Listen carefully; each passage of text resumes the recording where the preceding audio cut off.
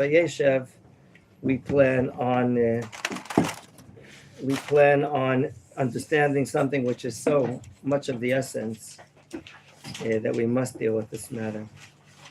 Was it or not boring for you in the last Aliyah, namely chapter 36, is it? Lamed Vav, is that it? Yes. In chapter 36, we learn about the generations, the families of Esav, and who are the leaders, who did he marry, okay? And all these alufim, these public leaders, quite boring. I mean, this is something universal. I thought this is the Torah for the Jewish people. And I tried approaching Moshe Rabbeinu and asking him, why did you get this prophecy to write this in the Torah? What do you want from me? God told me to write it in the Torah. But there, of course, there has to be a reason. There has to be a reason. If we trace all the personalities that accompanied Avraham, Yitzchak, and Yaakov, yet we're not given the prize, the inheritance of the culture of Avraham, the land of Eretz Canaan. Let's see if we can put on the board the names of the persons in order who did not get the right to inherit the land of Israel. Let's go back to the time of Avraham Avinu. Who did not inherit the land of Israel? What was the servant's name? Let's first talk about Lot. And after Lot, what was the servant of Avraham also didn't get the land of Israel? Eliezer. What's that son of Avraham Avinu that didn't get it as well? Yishmael. Yishmael. He didn't get the land of Israel? Yishmael. And of all people, someone born from Rivka Imenu, Esav.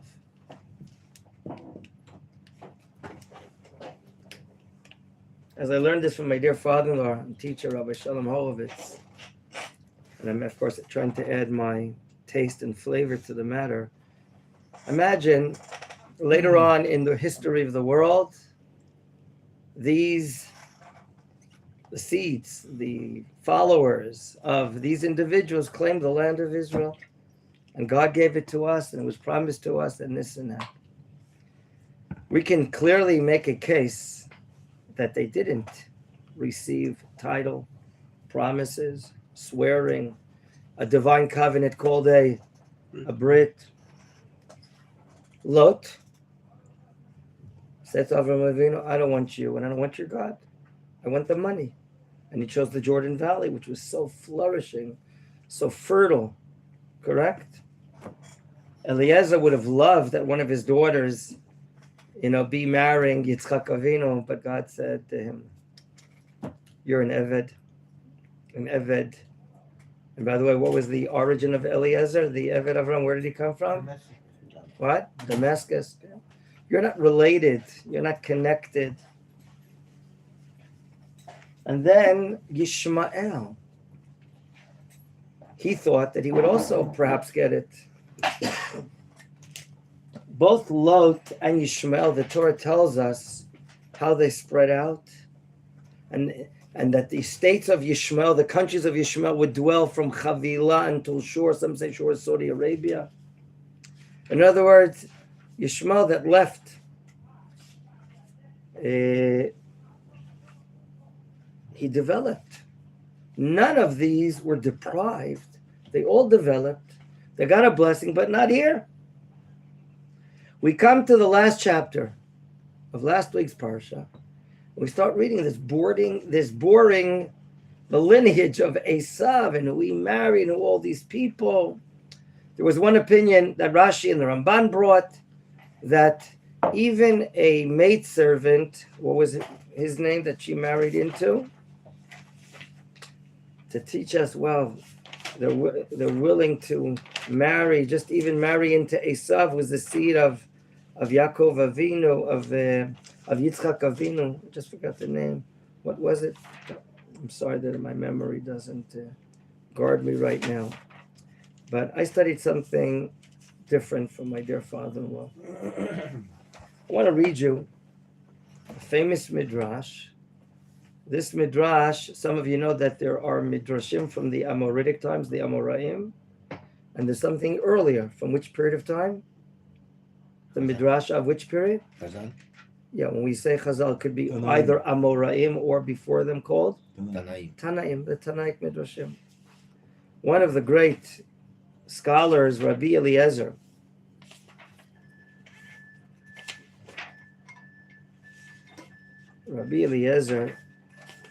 Hagadol is his name.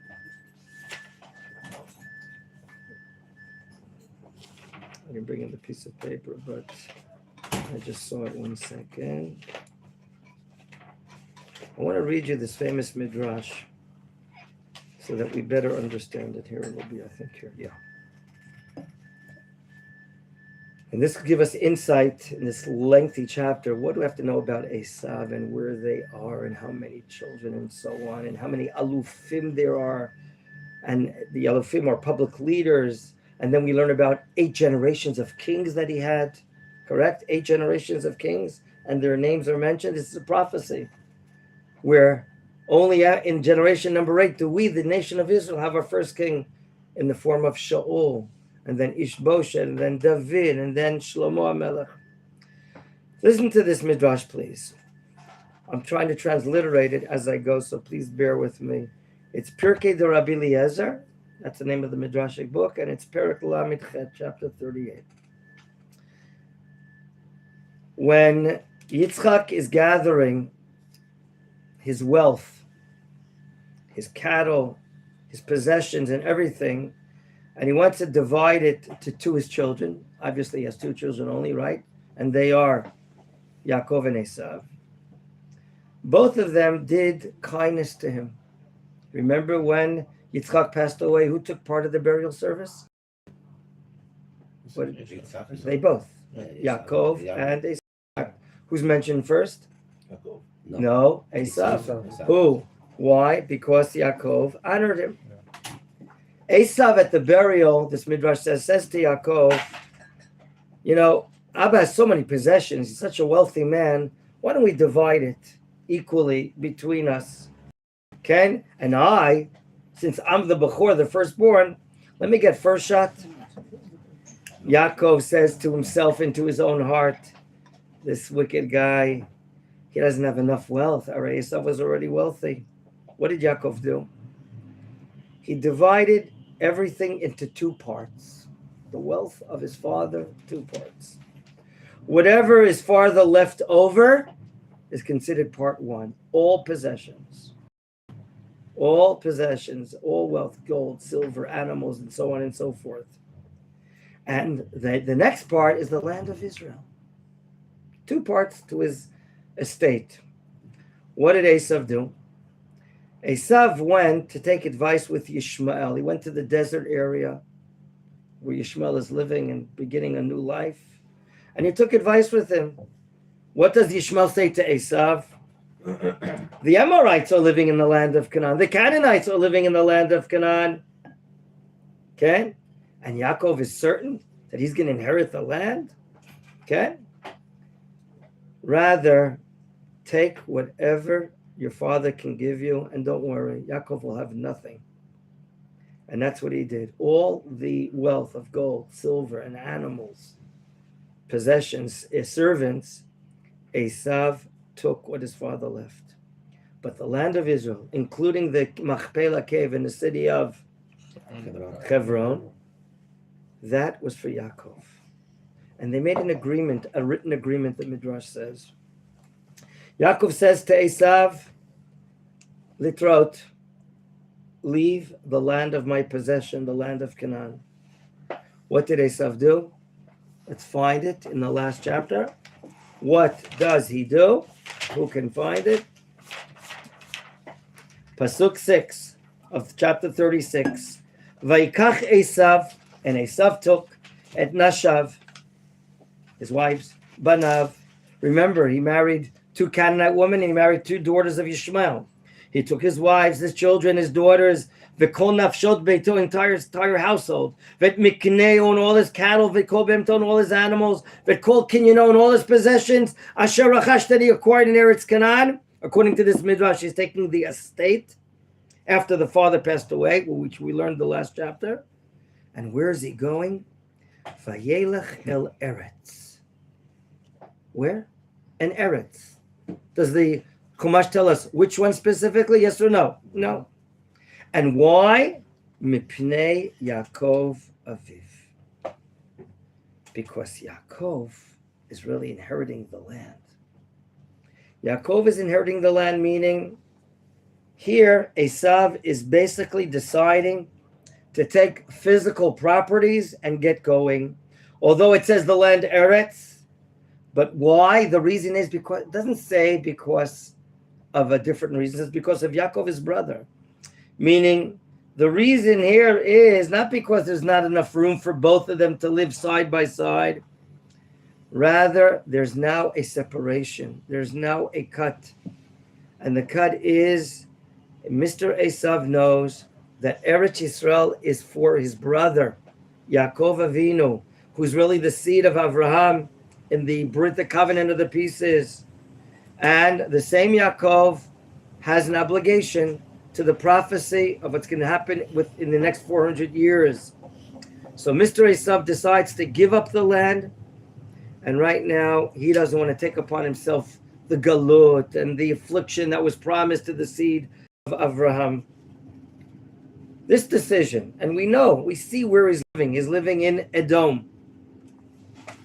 Over the course of years, centuries even, what happens? The Midrash says the following: in merit, that he took away all these possessions because of Yaakov, his brother, Mr. Esav, meaning the lineage, will be given 100 countries. I repeat, the Midrash says 100 countries. Now the Tanaim, the Tanaic scholars, they're living in which era of which empire? Roman Empire. Where is Rome in which country? You see, you have a PhD in you have a PhD in geography. Very good. Okay. From Seir until Magdiel. Magdiel, the Talmud says, is Rome. Did you see the name Magdiel at the end of the parsha? One of the alufim, one of the public leaders, is called Magdiel, and then Rome is nicknamed Magdiel.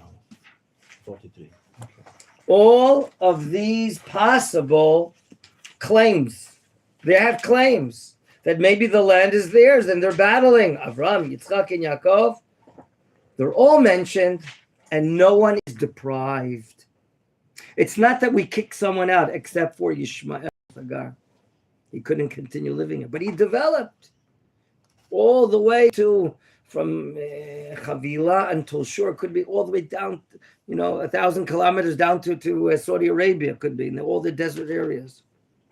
So each of those contesting for the blessing of God to the seed of Avraham Avinu, each one is not here, has either left or been kicked out, and everyone is doing fine. No one is deprived.